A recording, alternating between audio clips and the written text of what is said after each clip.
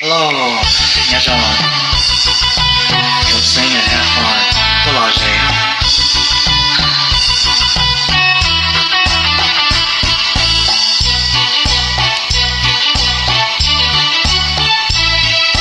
Lúc chưa muốn nói gì đó lạnh từ. Chùa lưu trai lưu nhỏ to cao sư. Đi kia lưu say bùa nhỏ cũ. Chỉ ta ya tí sai lưu chùa yên rong giàu. Không buồn trái cô chỉ rong gạo.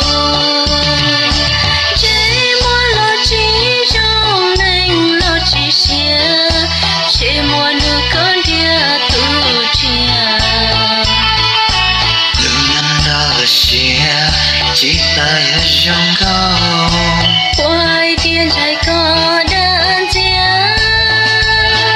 Yo có cho xia lo qua cụ lì.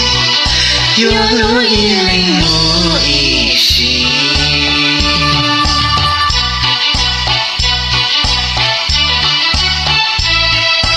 Múa kia tôi trời có tiền.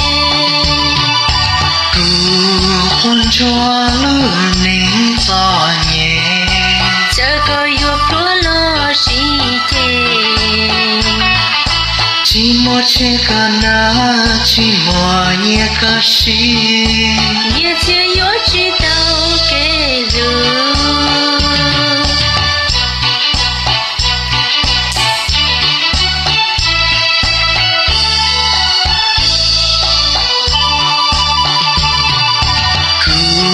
Con cho lưu nín gió nhẹ. Chờ có yêu pro lo xí tiền. Chỉ một chiếc ca ná, chỉ một nhẹ ca xí.